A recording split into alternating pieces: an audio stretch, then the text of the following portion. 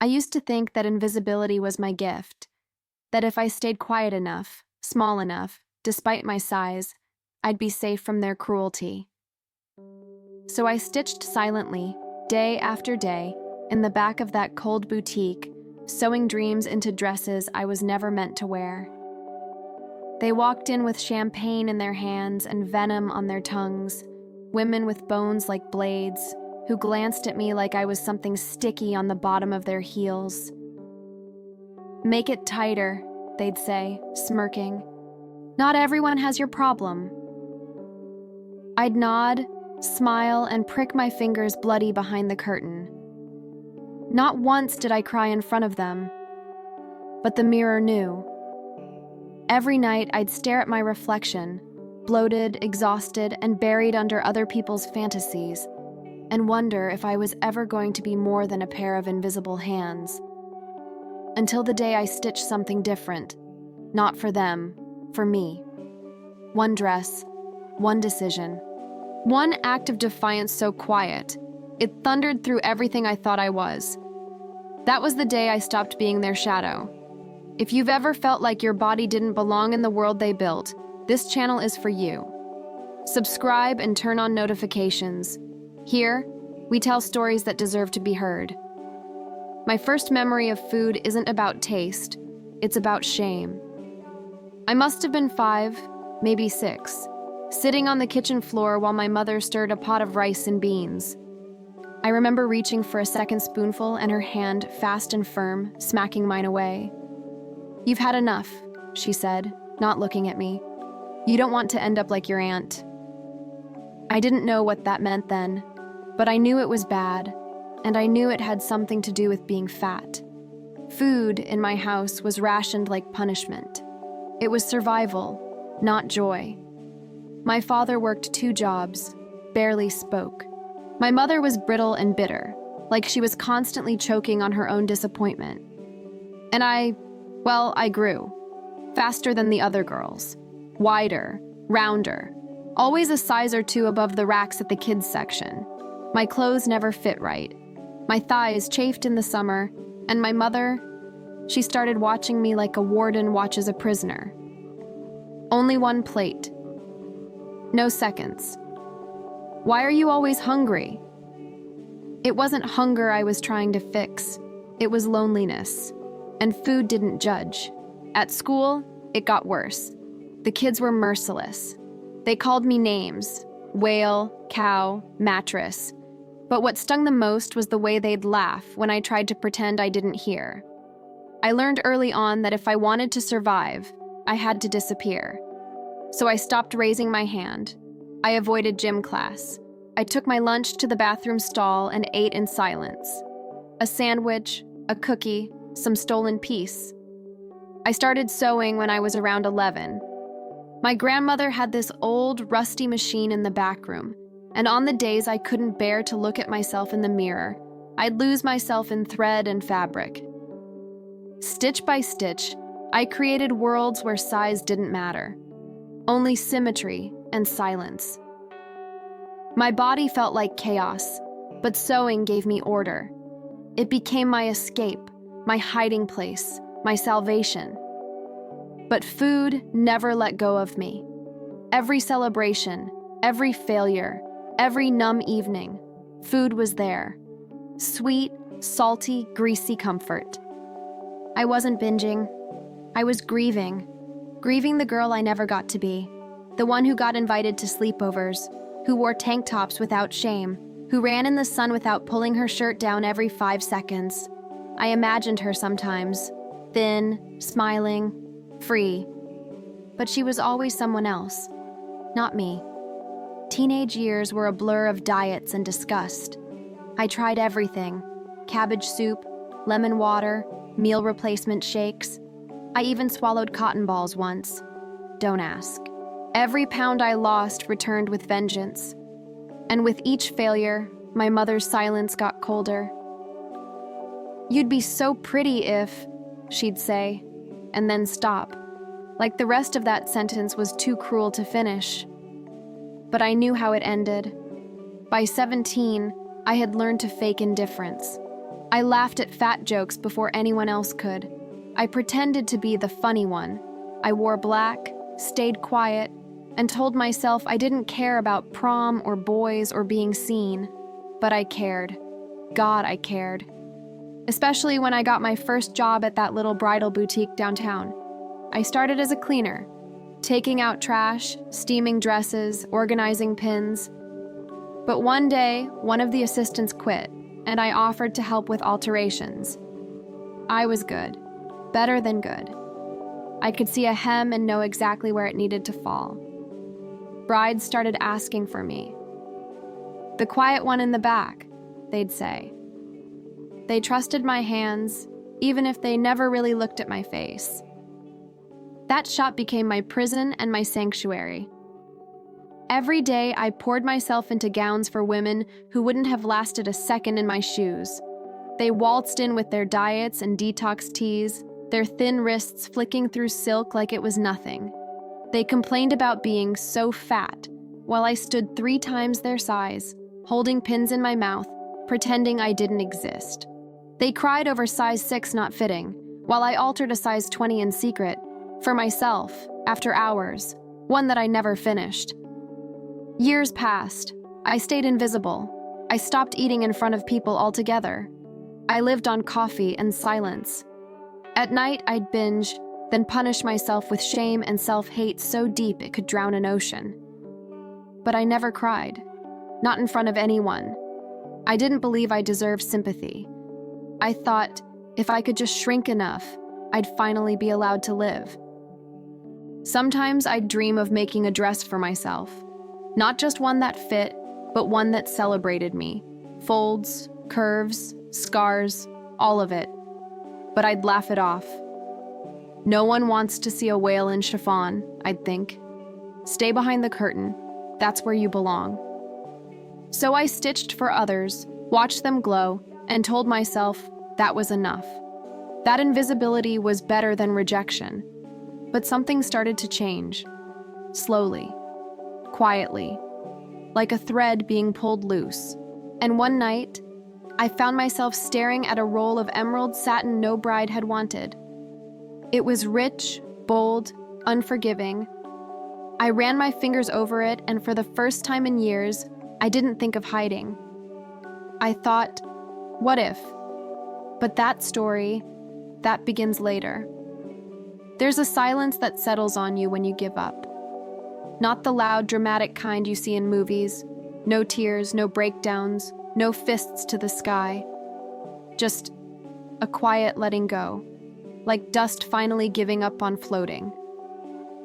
That was me, 28 years old, living in a rented room above the bridal shop, working 15 hours a day, and eating cold leftovers on a twin bed that creaked every time I shifted my weight.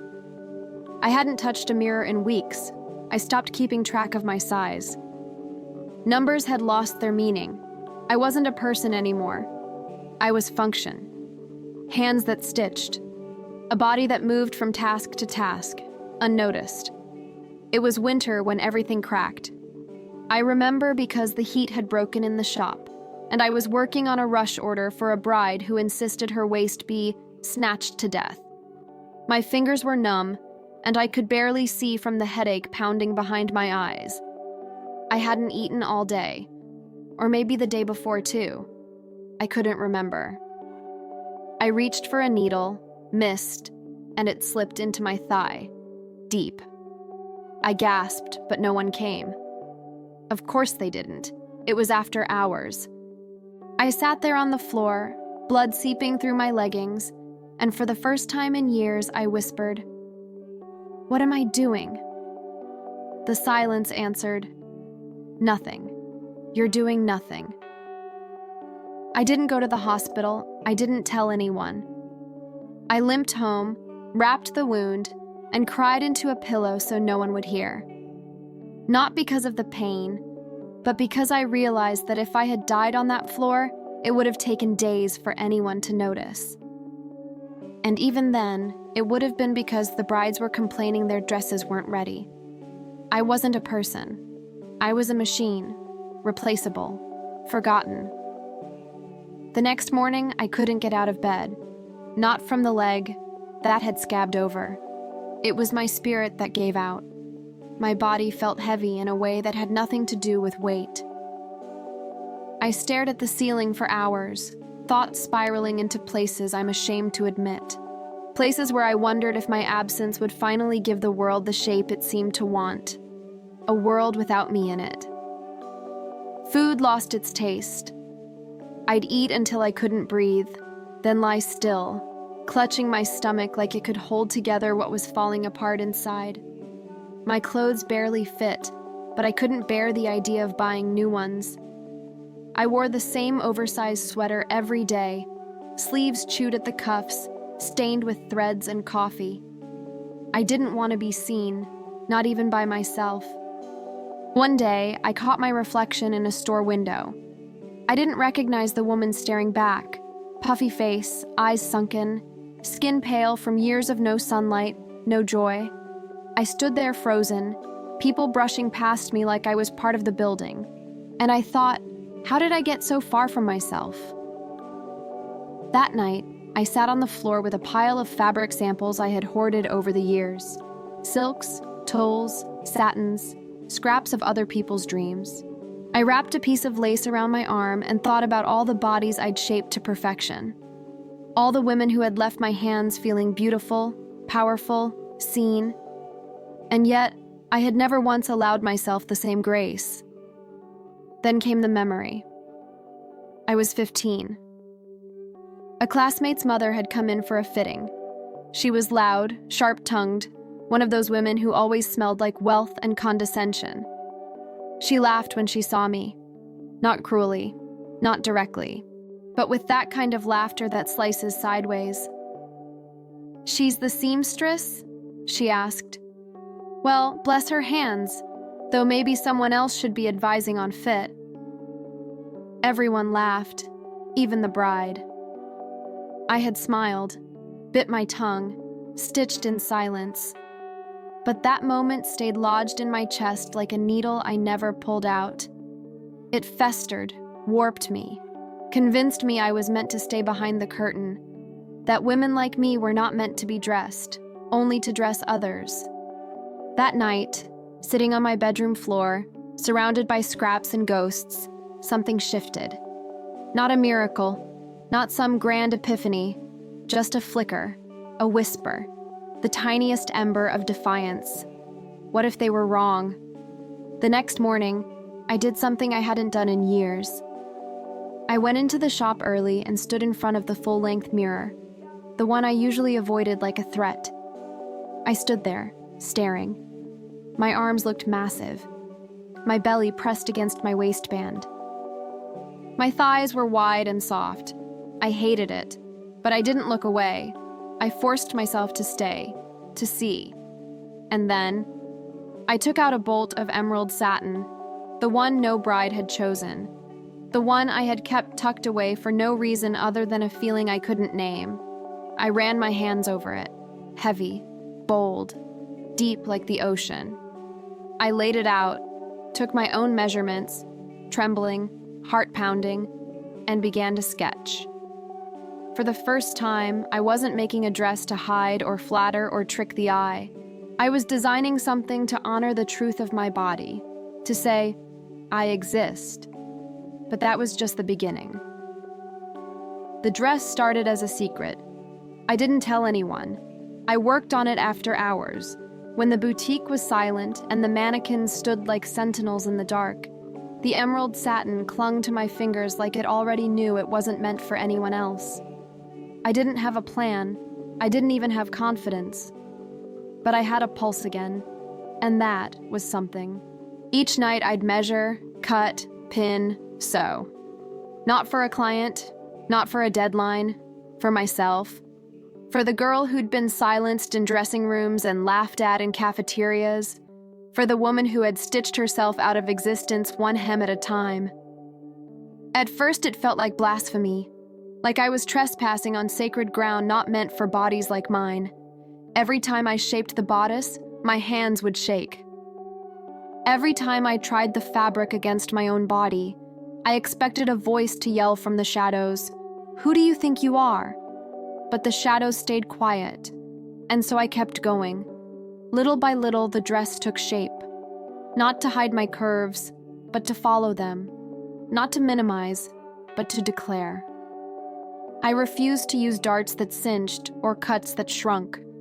I built the dress around my truth: wide hips, full arms, a stomach that didn't tuck in neatly. It was terrifying and exhilarating. One night, I stood in the mirror wearing the unfinished gown, pins still poking out like thorns, and I didn't cry. I didn't flinch. I just stared. Not with love, not yet, but with presence. I was finally seeing myself without apology. That's when the decision solidified. This couldn't stay hidden. This dress wasn't just fabric. It was a rebellion. And rebellions don't belong in back rooms. So I made a plan. There was a local fashion event held every year. Small, independent. A platform for up-and-coming designers. I'd worked backstage at it once, years ago, steaming gowns and sewing emergency zippers for panicking models. I remembered the organizer, Rosa, an older woman with silver braids and eyes that had seen everything. She'd once told me, "You've got magic in your hands, Karita. Don't let them waste it on other people's egos." I never forgot that, so I emailed her, hesitated over every word, deleted it twice. Finally, I sent it. "I've made a dress. I'd like to show it, but I want to wear it myself." She replied the next morning, just one line. "About damn time." I was terrified. I imagined the gasps, the whispers, the photographers turning their cameras away. But I also imagined the sound of my own heels on the runway floor, the feel of satin brushing my skin, not someone else's, the look in the eyes of women who had never seen themselves represented under a spotlight. That was worth the fear. The boutique owner wasn't pleased. I told her I needed the night off for a personal event. She frowned, made a passive comment about professionalism, and waved me away. She didn't ask what it was. Of course she didn't. To her, I was still just the fat seamstress who stayed late and never made trouble. Good. Let her stay blind. The night of the show, I almost backed out. I was in the dressing room, the emerald dress zipped over my body, my hair pinned, my lips painted a soft wine color that matched the lining of the gown. I looked dramatic, bold, wrong, maybe. I told myself I was an imposter, that this was a joke, that they'd laugh. Then Rosa walked in. She looked me up and down and said, "Don't rob them of this moment. Don't rob yourself." And she left. I walked onto that runway with trembling legs. The lights were blinding. The music thumped through my ribs. The crowd was a blur. And for 30 seconds, I was fully alive. Not invisible, not apologizing, not adjusting my clothes to make them fall right. They already did. I didn't smile. I didn't pose. I walked, chin high, shoulders back, and when I reached the end, I heard something I hadn't expected. Silence. Not rejection, not laughter, just awe. Then the applause came, slow, building, real. It wasn't a fantasy. It wasn't pity. It was respect. I wasn't pretty. I wasn't transformed. I was powerful.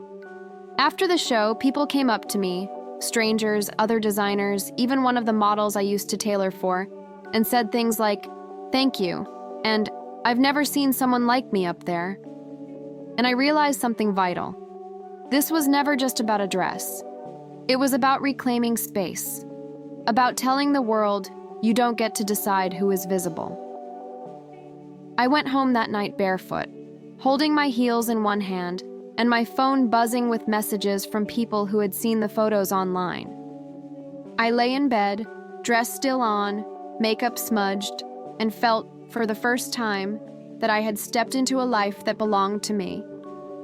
The decision to wear that dress had changed everything, not because it made me beautiful, but because it reminded me I had always been worthy of being seen. The runway changed me, yes, but it didn't fix everything. After the applause faded and the lights dimmed, I still went home to the same small room above the boutique. The walls were still thin. The floor still creaked. My body was still mine, big, soft, full of the stories I had tried for years to erase. But something fundamental had shifted. For the first time, I wasn't waiting to be allowed into someone else's dream. I was building my own. I didn't quit the boutique right away. I still needed the income, but I started saying no. No to brides who mocked me. No to bosses who treated me like furniture. No to shrinking myself to make others comfortable. And I started saying yes, quietly at first, to something else. A new idea. A seed I hadn't dared plant until now. What if I made dresses for women like me? Not to flatter or slim or hide, but to celebrate. What if I opened a space, just a small one, where fat women weren't afterthoughts? A place where they didn't have to apologize at the door. I started by taking private clients in my room. Word got around fast, mostly because no one else was doing it. I wasn't advertising. I didn't have the money. But one woman told another, then another. And suddenly I had 3 fittings in one weekend. These women came in with shoulders curled in, voices low, like they were asking for a favor instead of a service. But when they left, it was different. I could see it in their walk, the way they held the mirror just a little longer. One of them cried when she saw herself in the gown I'd made. She touched the fabric like it was holy. "No one's ever dressed me like I mattered," she whispered. That stayed with me. Every time I felt doubt creeping in, and it came often, I'd remember her face, her voice, her spine straightening as she walked out the door. The boutique owner noticed my energy shifting. I started coming in later, working fewer hours. She didn't like it. One afternoon, after I refused to alter a dress for a bride who had mocked my body right in front of me, the owner pulled me aside and said, "You're getting a little difficult." I laughed, not loud, but real. "I've been invisible for 10 years, I said. Maybe it's time I was difficult. I left a week later. No big scene, no slamming doors. I just didn't come back. Instead, I took my savings, not much, but enough, and rented a tiny space on the edge of town. It wasn't glamorous. Just a narrow storefront with peeling paint and a broken sign, but it had light, a big front window, and a back room where I could sew late into the night. I painted the walls myself, hung mirrors that didn't lie, installed a bench at the entrance so no one would feel rushed to stand. I called it Threaded Truth, because that's what I was after now, clothing that told the truth of our bodies, not some fantasy built on shame. At first, it was just me. I did everything: sewing, cleaning, appointments, emails. But within a month, I had a wait list. Women came from other towns. Some took buses for hours, not because I was famous, but because they were starved for dignity. I learned their stories. Women who hadn't worn dresses in years, who had been told their whole lives to cover up, to dress for their shape, to wear black. It's slimming. One woman brought her daughter, a teenager built like me at that age, soft, wide, scared to breathe too loudly. She didn't want a dress. She just wanted to see someone like her mother being honored. I made her a scrunchie from leftover satin. She cried like I'd given her gold. I didn't sleep much that first year. My hands were always sore. My back ached constantly, but I felt awake in a way I never had before. Every stitch was a reclamation. Every fitting was a quiet revolution. I didn't try to be trendy. I didn't try to please the fashion world. I just listened, really listened, and I made dresses that hugged, that flowed, that held softness like it was sacred. Sometimes I made mistakes. I overbooked. I forgot to eat. I second-guessed myself when a client canceled or a fabric delivery came late. But the difference now was, I kept going. I wasn't doing this to prove anything anymore. I was doing it because it mattered. One day, a journalist reached out. She'd heard about the shop through a client and wanted to do a feature. I almost said no. I still hated cameras, still struggled to believe my story was worth telling. But she insisted. So I said yes. The article was short, but powerful. The seamstress who stitches without shame. That was the headline. It went viral. Suddenly, I had orders from across the country, messages from women I'd never met. Some just wrote to say thank you. Others sent photos in my dresses, standing tall at weddings, birthdays, graduations. One woman wore my dress to divorce court and said it was the first time she'd felt powerful in 20 years. I printed that email and taped it above my sewing machine. It reminded me why I'd started. I wasn't building a brand, I was building a home. Not with walls, but with fabric and thread and tenderness. A home where our bodies weren't problems to be solved, where softness wasn't a sin, where women like me could walk in, take up space, and finally exhale. I didn't know if it would last. I still don't. But every morning I open that little shop, light the candle near the window and say to myself, this wasn't supposed to exist. But I made it anyway. I used to believe my voice didn't matter, that it was meant to stay in the background, muffled behind other people's stories, stitched into the seams of dresses I'd never wear. But once I opened my shop, something unexpected happened. People started speaking back. Women, girls, even strangers I'd never met. Their voices came softly at first. An email here, a handwritten note slipped under the door, a message on social media, written in lowercase like they were afraid of taking up too much space even digitally. I saw your dress on someone like me. I cried. Do you think you could make something for my wedding? I was going to cancel it. I haven't worn a dress in 10 years, but now I think I want to. And just like that, what started as a whisper became a chorus. Clients began bringing friends. Mothers brought daughters. One woman drove 6 hours just to try something on.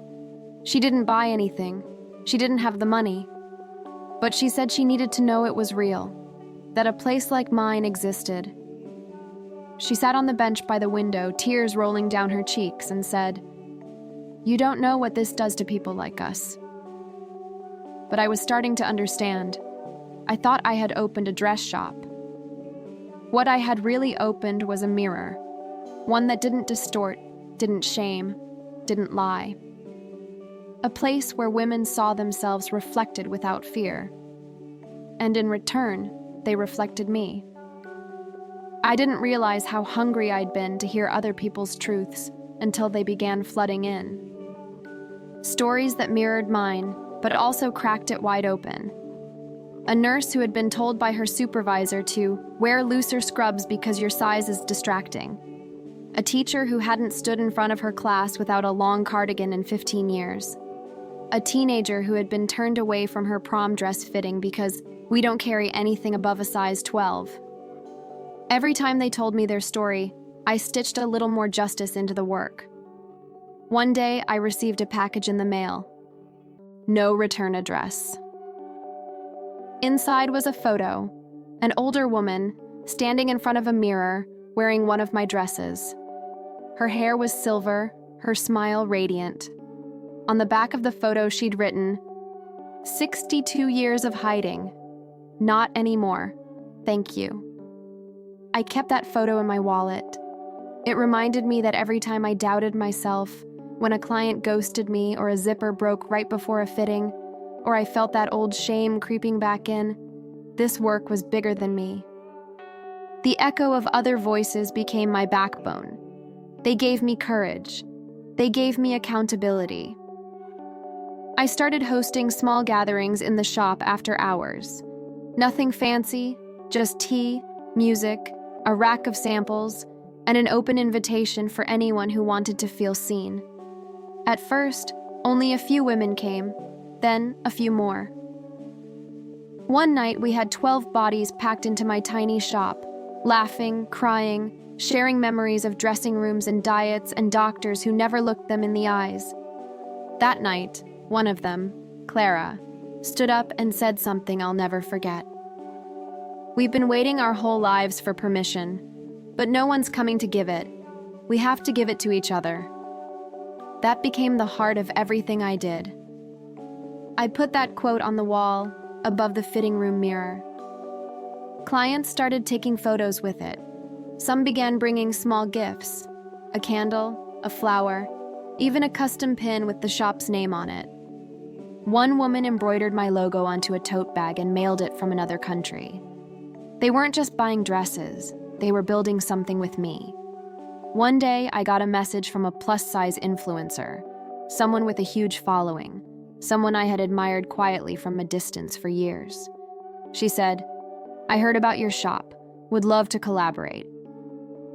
My first reaction? Panic.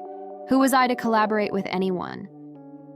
I didn't have a studio team or polished branding or professional photo shoots. I had fabric scraps, a sewing machine with a temper, and a lot of heart. But I said yes. And a few weeks later, she came. She tried on 3 of my pieces, cried in 2 of them, took pictures and all. When she posted, everything exploded. Follows, orders, interviews. I was overwhelmed, but also calm, because it felt right. Not like luck, like alignment. Women from Brazil, Canada, South Africa, the Philippines, they started reaching out, not just to order, but to share. I sew too. You reminded me why I started. I stopped designing because no one wanted fat fashion. You've made me believe again. Can we carry your pieces in our store? I didn't say yes to everyone. I wanted to keep it personal, slow, intentional. But I answered every message, even the ones that were just 3 words. "Thank you, sister." I printed those too, taped them to the inside of my sewing drawer. Some days when I feel small again, when my hands ache or my body feels like too much, I open that drawer and read them. Their voices carry me forward. The shop isn't just mine anymore. It belongs to every woman who ever felt like a burden in a boutique.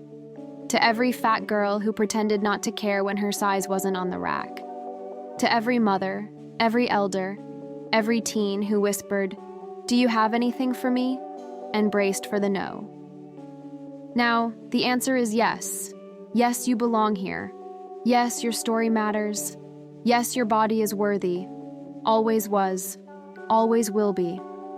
And I'll keep stitching that truth into every hem, every seam, every dress, until the echo becomes a roar. For a long time, I imagined a specific moment. I think we all do in our own way. A scene that plays in the background of our minds like a movie on repeat. Mine went like this.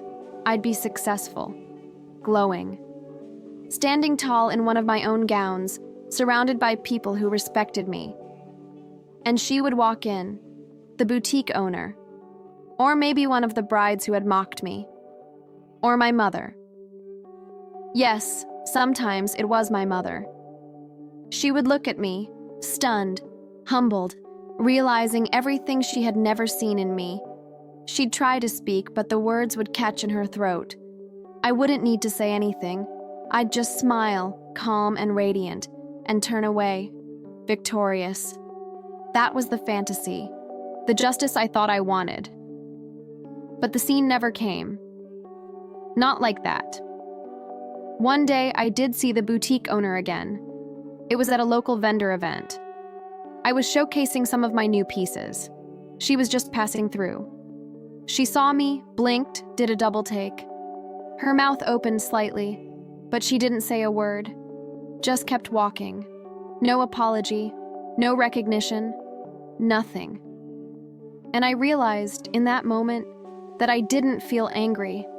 I felt nothing, not empty, just released. Like the weight of waiting for someone else's redemption had finally slipped off my shoulders. Then there was my mother. We hadn't spoken much since I left home. Our conversations were always brief, polite, distant. But a few months after the shop opened, she called me out of the blue, said she'd seen an article about me online. Her voice was strange, soft, uncertain. She said, "I didn't know you were doing all this." I said, "I've been doing it for a while." Silence stretched on the line. Then she said, "That green dress, it was beautiful." I didn't know what to say. I think she wanted me to invite her in, to offer a bridge, but all I could manage was thanks. We hung up not long after. No deep reconciliation, no tears, just a small, awkward exchange, and somehow that felt enough. Because I wasn't living for that moment anymore. I wasn't holding my breath for the people who had once made me feel like less. Their validation didn't build this life. Their silence didn't break it, and their presence wasn't necessary for my peace. There were other almost scenes too. A bride who used to mock me came across one of my designs on Instagram and liked 3 photos.